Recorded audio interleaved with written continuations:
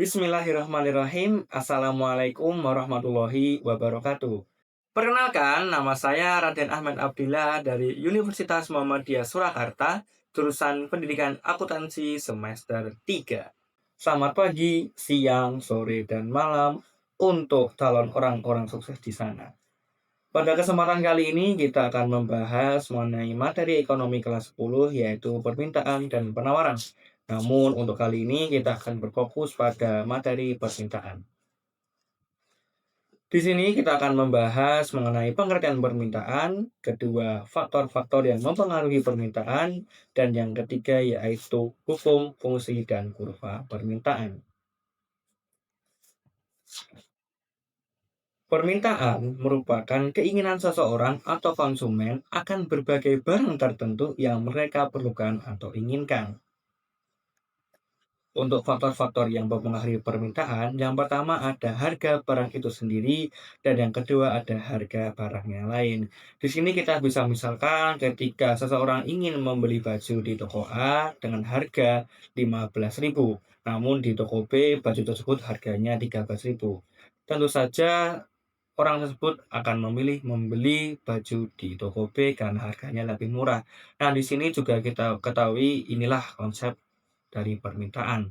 Dan yang ketiga yaitu ada pendapatan masyarakat, yang keempat jumlah penduduk, yang kelima selera konsumen, dan keenam yaitu ramalan di masa yang akan datang. Maksud dari ramalan ini adalah ketika seorang konsumen mengetahui bahwa harga minyak di bulan depan akan naik, maka konsumen tersebut akan membeli minyak lebih banyak pada bulan ini agar terhindar dari harga yang mahal. Lalu selanjutnya kita akan beralih pada hukum permintaan. Di sini permintaan itu memiliki hukum yang asik ya. Ketika harga barang atau jasa tersebut naik, maka permintaan akan turun.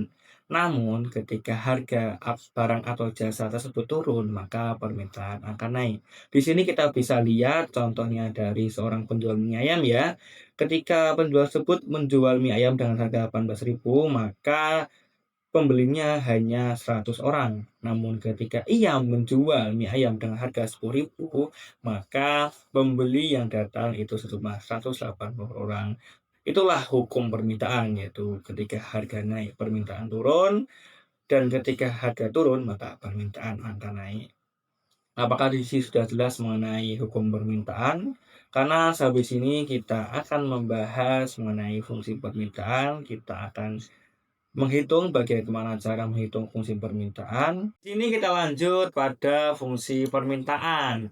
Pertama, bentuk fungsi permintaan. Di sini Q sama dengan A dikurangi BB, yang dimana Q merupakan jumlah barang yang diminta, A merupakan angka konstanta, B merupakan koefisien, dan P merupakan harga barang.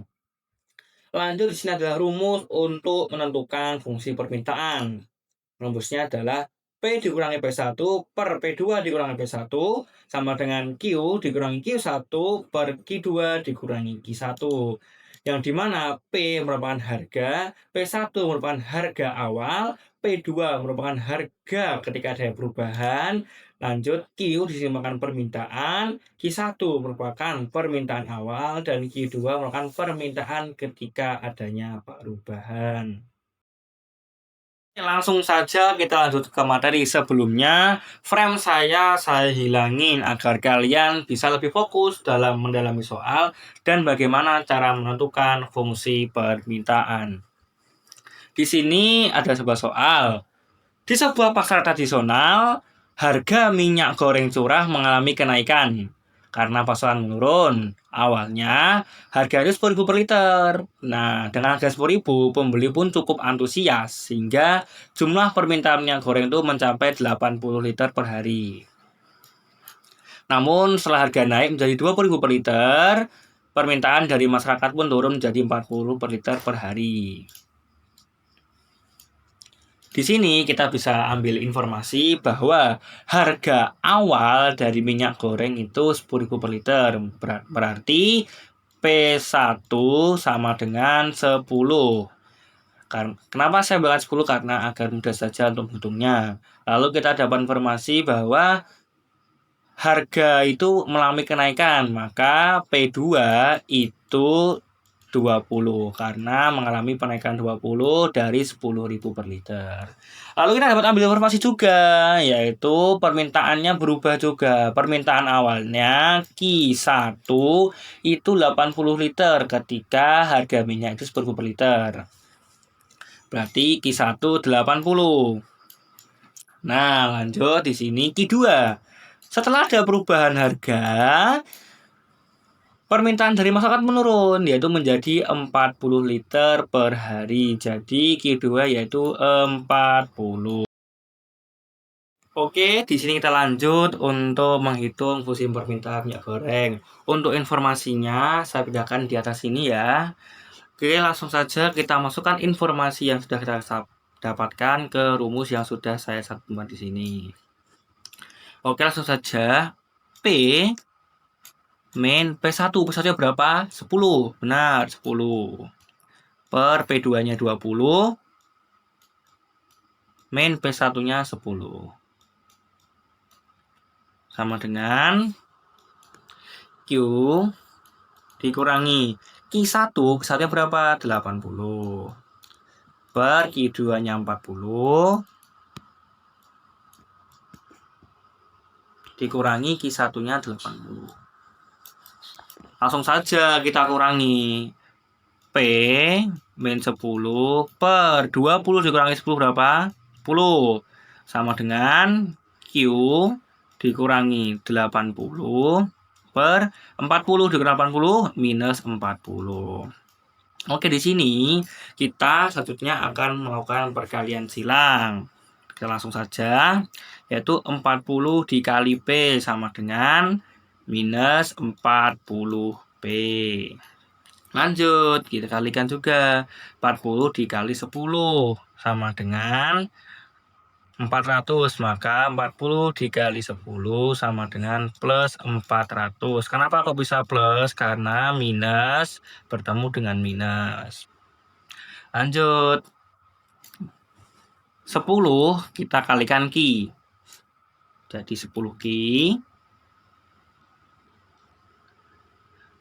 Lanjut kita 10 dikalikan 80. Ini hasilnya minus karena di sini minus 80-nya, di minus 800. Oke. Sudah sampai sini, selanjutnya kita akan melakukan pindah memindah, yaitu kita pindahkan 10 Q ke sisi kiri. Jadi 10 Q sama dengan kita minus 40P ini kita pindah ke kanan. Minus 40P. Nah, di sini 400 kita pindah ke kanan dan menjadi 800 ditambah 400. Di sini ditambah ya. 400 ditambah 800 sehingga menjadi 1200.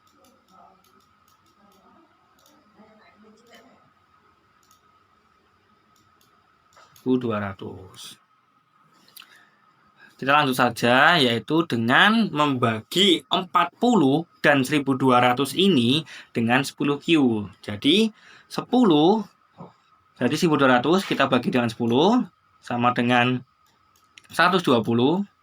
Lalu 40 kita bagi 10 sama dengan 4. Jadinya minus 4P. Mohon maaf. Di minus 4P. Di sini karena 10-nya udah habis untuk membagi 40 dan 1200, maka 10 menjadi Q. Ketemulah fungsi dari permintaan minyak goreng, yaitu Q sama dengan 120 min 4P. Di sini dapat kita lihat hasil dari kurva permintaan minyak goreng, yaitu seperti ini. Di sini kita dapat menganalisis bahwa pada sumbu Y kita gunakan untuk menaruh harga minyak. Lalu untuk sumbu X kita gunakan untuk menaruh jumlah permintaan. Di sini dapat kita lihat secara nyata bahwa dengan harga minyak 10.000, maka jumlah permintaannya sebesar 80.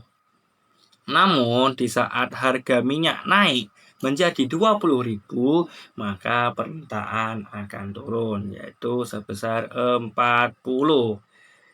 Di sini untuk fungsi permintaannya adalah Q sama dengan 120 min 4P. Oke, sampai sini kita telah selesai untuk menghitung fungsi permintaan dan kurva permintaannya. Cukup sekian dari saya. Tetap semangat untuk menjalani pendidikannya. Sukses terus. Terima kasih. Wassalamualaikum warahmatullahi wabarakatuh.